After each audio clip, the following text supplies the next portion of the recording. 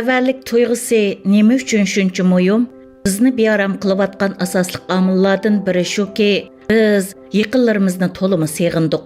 Ota-onalarimizga, urug' tuqqanlarimizga, do'stlarimizga tashna bo'ldik. Tug'ma tabiatimizda boshqalar bilan barda keldi qilib turishga moyil bo'lgan biz Uyg'urlar Xitoyning 21-asrdagi fashistik siyosati tufaylidan vatan va vatandagi urug' tuqqanlarimiz bilan normal aloqamiz daxliga uchrab qolmay, hamma oiladan degidak nurg'un kishilar lagerlarga kirib ketdi va izdirki bo'lmadi.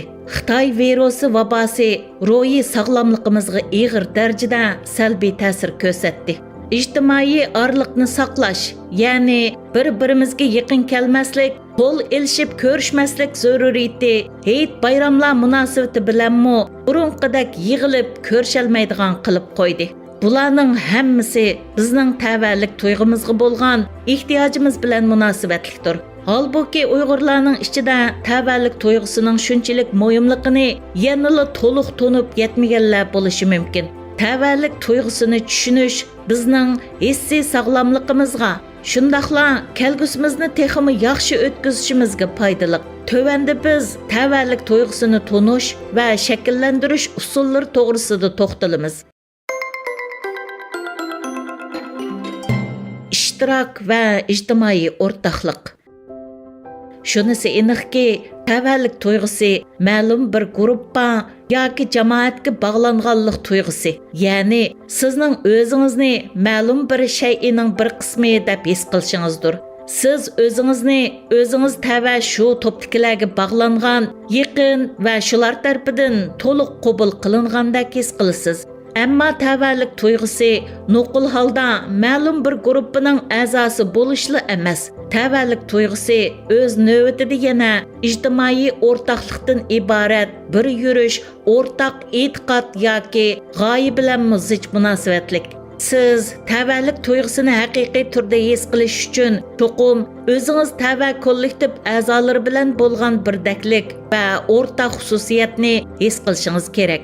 Jonathan Haidt o'zining Baxt to'g'risidagi qiyos nomli kitobida buni halqiliq ishtirok deb atagan. Bu bir xil munosabat tori va jamoatchilik tuyg'usi bo'lib, siz o'zingiz tava shu guruhdagi faoliyatlarga, odatlarga va shu guruhning o'ziga bog'langandek his qilasiz. Nervi rahbarshunosligi institutining oliy maslahatchisi Jenin Stewart shundoq deydi. Biz ma'lum bir guruhga qarta ijtimoiy o'rtoqlik tuyg'usiga ega bo'lganda, olg'a ilgirlab, ortiqchiligimizni joriy qildira olamiz va haqiqiy o'zimiz bo'la olamiz. Boshqa kishilarning orasiga kirvilishlar tavallik tuyg'usi shakllantira olmaydi. Amaliyotda tavallik tuyg'usi ashu guruhning a'zosilik sifatida e'tirof qilinishi va shuningdan manbalangan texmi yuqori sifatlik o'zaro ta'sirlashish bilan munosabatlikdir. Dal ashu xil uzun muddatlik o'zaro ta'sirlashish bizning to'liq va haqiqiy odam bo'lishimizni kafolatga ega qiladi. Bularning hammasi qanoat tuyg'usi shakllantirish va butkul millatning muvaffaqiyati uchun intayin muhim. Ommaviy fanlar kutubxonasi Universal jurnalida e'lon qilingan bir tadqiqotdagi bayqashga ko'ra, tavallik tuyg'usi nuqul holatdagi do'st tepishli bo'lmasdan, to'p a'zoligidan iborat salohiyatmi nihoyatda muhim bo'lib, u kishining o'zini qadrlashga turtki bo'ladi. Bir talay do'st tepish kishining o'zini qadrlashiga turtki bo'la olishi notayin bo'lsa-mu, ammo bir qanchalagan jamoat yoki to'pqa haqiqiy tava bo'lish kishini o'zini qadrlaydigan qila oladi. Dangliq tadqiqotchi Jolanda Jettin mundaq deydi. Guruhlar yoki jamoatlar odatda mo'l qimmat qarashga va e'tiqod sistemasiga ega. Shunga biz muayyan guruhlar bilan o'rtoqlik hosil qilganda, bular bizni dunyoga nazar soladigan ko'znak bilan ta'minlaydi. Xizmatning tavallik tuyg'usining kuchli manbalaridan biri ekanligidagi sabablarning biri shuki, biz odatda o'z kollektivimiz, ya'ni xizmat o'rnimiz bilan o'xshash kimlik va nishonga egadirmiz. Tüp ehtiyoj. Tavallik tuyg'usi insoniylikning asosiy tarkibiy qismlaridan biridir. Biz kishilarga muhtoj, yana kelib bu xil muhtojlik mengimizga o'rnab ketgan. Massachusetts Sanoat fanlari institutining yaqinqi bir tadqiqotida bayqilishicha, biz cho'ng mengimizning yemaklikka intiladigan rayonida o'zaro ta'sirlashishga intildikanmiz. Yana bir tadqiqotda ko'rsatilishicha, cho'ng mengining jismoniy azobni his qiladigan rayoni bilan jamiyat tarafidan chetga qiqilishni his qiladigan rayoni o'xshash ekan. Britaniya Kolumbiyasi universitetining tadqiqotida shu narsa bayqaldiki, biz xizmat jarayonida chetga qiqilganda bu xizmatdagi norozilik va sog'lomlik masalalarini keltirib chiqardi ekan. Yana shuningdek, Michigan universitetining bir tadqiqotida bayqilishicha, kishilarda tavallik tuyg'usi kamchil bo'lganda bu tushkunlikning kuchli bishoratchisi bo'lib qoladi ekan. Amaliyotda u yolg'izlik yoki ijtimoiy qo'llashning yetarsizligidan mubakrak kuchli bishoratchi ekan. Bu jihatda hayvonlarning misoliga qarab beqishmo aqlga muvofiq. Florida Atlantik Okean universitetining oq kit to'g'risidagi tadqiqotida bayqilishicha, mazkur kitlar yaqin tuqqanlari bilanla emas, balki yana yiroq tuqqanlari va munosabatsiz kitlar bilanmi murakkab ijtimoiy munosabat o'rnatgan. Bu xil hodisa insonlarning qilmishlarida, jumladan yaqin urug' tuqqanlarimiz va do'stlarimiz bilan, shundaqla texmi yiroq kishilar bilan bo'lgan aloqamizdami aks etadi. Tavallik tuyg'usining odat va ifodaga bo'lgan ta'siri.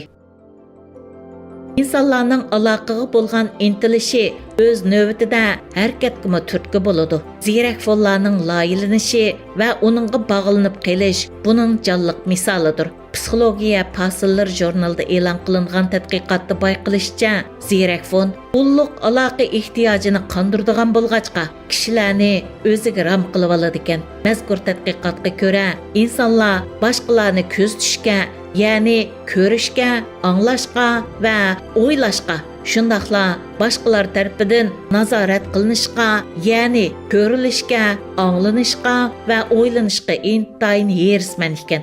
Ziyrak fon dal insonlarning mushxil ijtimoiy ehtiyojini qondirg'achqa kishilar uni qo'lidan tushira olmaydi ekan. Xizmat kollektiviga munosabatlik mustaqil tadqiqotda bayqilishicha, kishilar xizmatdoshlari bilan yuqori darajada uyushuvchanlikni his qilganda xizmatdagi ifodasi texmi yaxshi bo'ladi ekan. Hamda kollektiv tarafidan qabul qilinish istiki puldinmi kuchlik harakatlantirgich kuch ekan. Aniqki kishilar ma'lum bir guruhi bilan o'rtoqlik hosil qilib, bir jamoatning muhim a'zosi sifatida qabul qilinishga muhtoj. Tavallik tuyg'usi shakllantirish.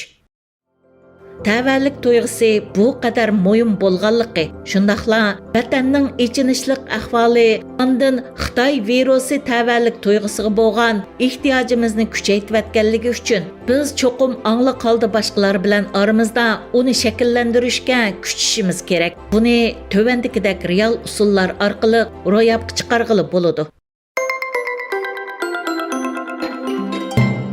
Kollektivning qo'yniga kiring. Shaxslar bilan do'stlik o'rnating, ammo shuning bilan bir vaqtda o'zingiz o'rtaq buruch va ittifoqlik tuyg'usini his qila oladigan shaxsiy yoki kasbiy guruhlarga qatnashishni o'ylashib ko'ring. Hozir ko'plagan Uyg'urlar ma'lum WhatsApp guruhlarida mushu xil ehtiyojning sababidan turibdi. Uyg'ur kollektividan boshqa xizmatdoshlaringiz bilan o'rtaq bo'lgan kimligingizni esingizga selib turing. Hamda xizmatdoshlaringiz bilan boshqa guruhlarga kirish yoki qurish to'g'risida o'ylaning. Masalan, shirkatingizdagi yugurish klubiga a'zo bo'ling yoki tashkilotingiz uchun xizmat qiladigan boshqa kishilar bilan o'qirmanlar guruhi quring.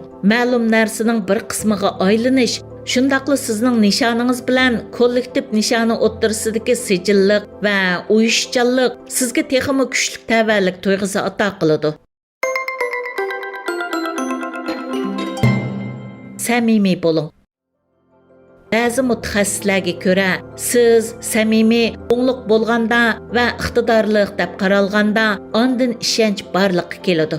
Siz ochiq yo'riq bo'lib, boshqalarga yesdoshlik qilsangiz, tavallik tuyg'usi uchun sharoit hozirlay olasiz. Tədqiqatçı John Cacioppo yana kishilar boshqalar bilan texmi unumlik aloqa qilganda g'ayriblik tuyg'usining pasayib, tavallik tuyg'usiga yo'l ochadiganligini bayqagan.